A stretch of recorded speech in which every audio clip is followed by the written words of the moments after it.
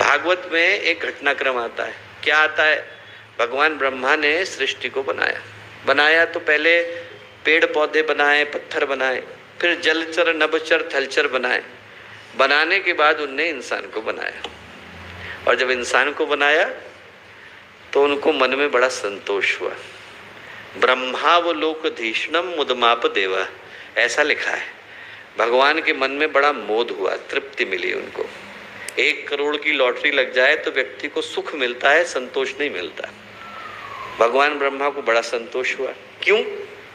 ब्रह्मावलोकधीष्णम, उनको लगा कि इस जाति के अंदर, इस प्राणी के अंदर धिषणा विद्यमान है।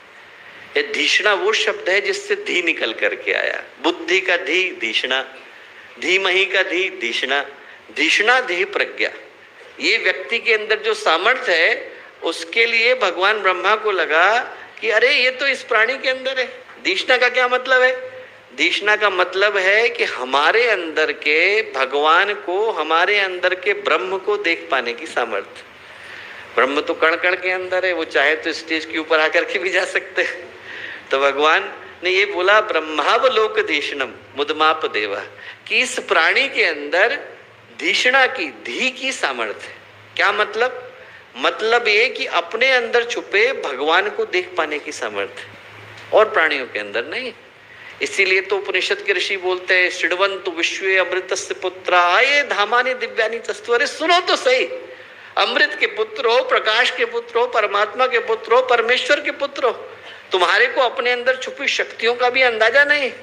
इसीलिए तो घटना आती है जिसमें श्वेत केतु को उनके गुरु ने क्या याद दिलाया? ये याद दिलाया कि भगवान तो तेरे अंदर है। श्वेत केतु विश्वविद्यालय को टॉप करके घर को पहुंचे तो मन में अहंकार आ गया। उनको लगा कि मुझे पता है। उनके गुरु थे आरुणि उद्दालक, बोले सब पता है? बोले सब पता है। भगवान को देखा है? बोले देखा तो नहीं है, पर श्लोक बहुत सारे सुना सकता हूँ। बोले देखना चाहोगे? बोले हाँ। पानी का गिलास लिया, शक्कर के टुकड़े लिए, पानी के गिलास में घोल दिए। कहाँ गए? श्वेत केतु बोले अभी मेरी आंख के सामने घोला पर दिख नहीं रहा है, कैसे पता चलेगा कि अंदर है? तो श्वेत केतु बोले कि पानी को चखना पड़ेगा, मीठा लगेगा तो पता चलेगा कि इसके अंदर शक्कर घुल गई। उनके गुरु बोले कि बेटा इसी तरह से भगवान बाहर हवा में घुल गया है, अंदर प्राण में घुल गया है, वायु में है और प्राण में है। इसीलिए हम ऑक्सीजन को बोलते हैं प्राणवायु। बोले ना वायु दिखाई पड़ती है और ना प्राण दिखाई पड़ता है, पर दोनों के बगैर तेरा अस्तित्व संभव नहीं। बोले देखना है तो तू अपने भीतर गहरे उतर, वो भगवान तो तेरे अंदर है, तत्त्वमसि, वो मेरे अंदर भी है, सोहम। और जैसे ही श्वेत केतु को याद आया तो उनके मुंह से क्या निकला? अहम ब्रह्मास्मि, मैं ही वो भगवान हूँ। वो शब्द जो आपको गायत्री मंदिर पर शीशों के ऊपर लिखे हुए दिखने को मिलते हैं।